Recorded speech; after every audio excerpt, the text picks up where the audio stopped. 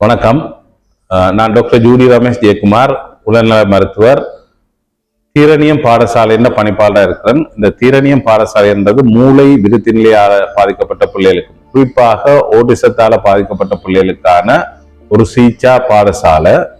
இந்த பாடசாலை 2017 இருந்து இந்த பிரதர்ஸ் ஆஃப் சேரிட்டி இடத்துல இயங்கி கொண்டிருக்கிறது.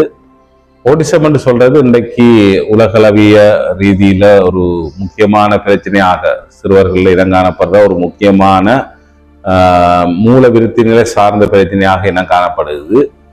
குறிப்பாக அமெரிக்கால இது 50 பிறகு 50 பிள்ளைகள் ஒரு பிள்ளை என்ற அளவுல வந்துட்டுது.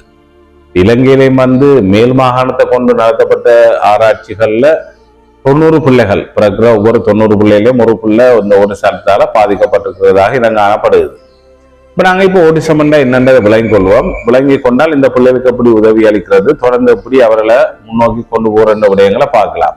இப்ப இந்த ஓட்டிசம்ன்றது மூல விருத்தி நிலை, நியூரோ டெவலப்மெண்ட் சொல்றது. இந்த பிள்ளைகளுக்கு அவர்களது புலன் அவயவங்கள் செயற்பாடுகள் எல்லாம் ஒரு சாதாரண நிலையிலிருந்து கொஞ்சம் விலகல் நடத்திய காட்டும். எப்படி என்றால் அவர்கள் பிறந்த பிறகு அவர்களது மைட்கற்கள் 6 மாசம், 1 வயது, 1.5 வயது, 2 வயது, 2.5, 3 வயது வரைக்குள்ள இந்த 3 வயதுல ஒரு பிள்ளை முற்றுமுழுதாக வசன நட போட்டு கதைக்கிறது, தண்ட தேவைகளை கேட்டு பெற்றுக்கொள்வது, தண்ட சகபாடிகள் குழந்தைகளோட சேர்ந்து விளையாடுவது, பொது இடங்கள்ல போய் விளையாடுறது, தண்ட உறவுகள் மற்றது பெற்றோர் உறவினர்கள் எல்லாரோடையும் இனங்கண்டு உறவு முறையை சொல்லி கதைப்பது, தங்களோட தேவைகளை பெற்றுக்கொண்டு அதுக்கேற்ற விதமா போறது போன்ற பல விடயங்களை அது செய்திருக்கு. காலால நடந்து பேரியக்க தசைகளோட செயற்பாட்டை காட்டியிருக்கும். கைகளால பிடித்து அல்லது எழுதி நுண்ணியக்க செயற்பாடுகளை காட்டியிருக்கும். கண் தொடர்புகள் நல்லா இருக்கும். பேச்சு வாய் மூலமான வேர்பல் கம்யூனிகேஷன், நான் வேர்பல் கம்யூனிகேஷன் நல்லா இருக்கும். மற்றது அந்த பிள்ளைகள் ஒரு தண்டு ஒத்த வயது பிள்ளைகளோட சேர்ந்து நம்ம சமூக இசைவாக்கம் என்றோம், சோசியல் கம்யூனிகேஷன் என்றோம், இது போன்ற பலவற்றை செய்திருக்கும். இதுகள் தவறுன பிள்ளைகளை நாம 2 வயதுக்குள்ளே கண்டுபிடிச்சிடலாம். அப்படி தவறுன பிள்ளைகளை நாங்கள் கண்டுபிடிச்சிட்டால் இதுக்கு பெரிய மருத்துவ பரிசோதனைகளோ மருத்துவ ரீதியான ஒன்றுமே இல்லை. இந்த மைல் கற்களை கொண்டு பேச்சு தடைப்பட்டிருக்குது, கண் தொடர்பு இல்லை, தண்ட தேவைகளை கேட்டு பூர்த்தி செய்யலாம் இருக்குது, அல்லது ஒரு விளையாட்டு பொருளை கொடுத்தால் மற்ற பிள்ளைகள் மாறி அதை சரியான முறையில் விளையாட தெரியாமல் ஏதோ ஒன்றை திருப்பி செய்து ஸ்டீரோ டைப் பண்றது.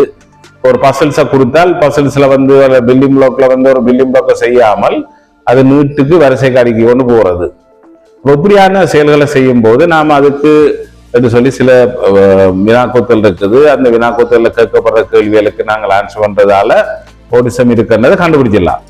இதுல மிக முக்கியம் என்னன்றதை, ஓட்டிசம் இவ்வளவு விரைவாக கண்டுபிடிக்கப்படுதோ அவ்வளவு விரைவாக அதற்கான இடைவெளிகளை கொடுத்து அந்த அவற்றை தடைப்பட்ட மைட்கற்களை நாங்கள் நேராக்கி எடுத்தால் அந்த பிள்ளை முன்பள்ளி பிறகு ஆரம்ப பாடசாலை அப்படியே கல்வியில போய் கொண்டிருக்கலாம்.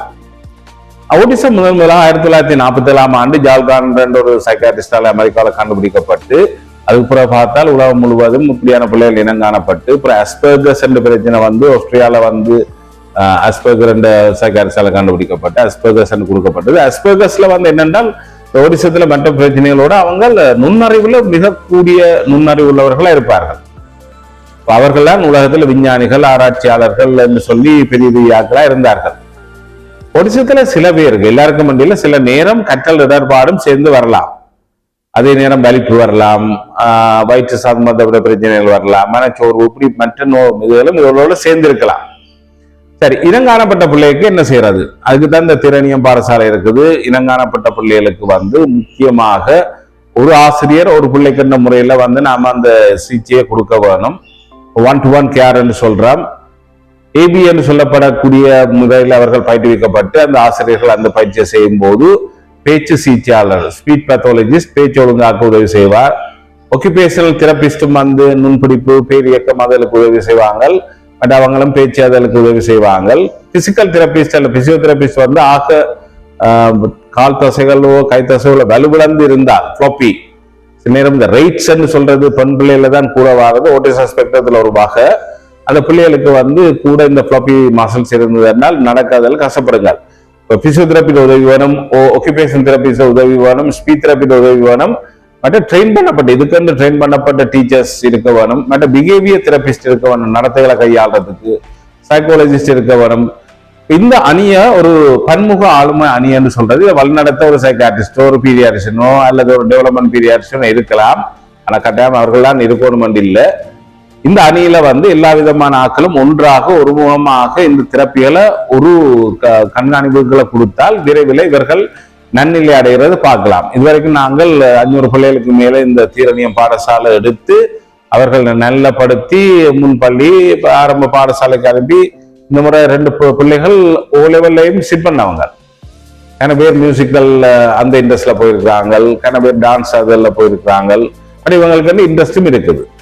ஒவ்வொரு வருஷமும் ஏப்ரல் 2ஆம் தேதி ஓட்டிசம் விழிப்புணர்வு மாதம் ஐக்கிய நாடுகள் சபையால் ஒதுக்கப்பட்டது. ஓட்டிசம் விழிப்புணர்வு நாள் 2ஆம் தேதி துவங்கி மாதம் முழுவதும் நடக்கிறபடியால் ஓட்டிசம் விழிப்புணர்வு மாதம்.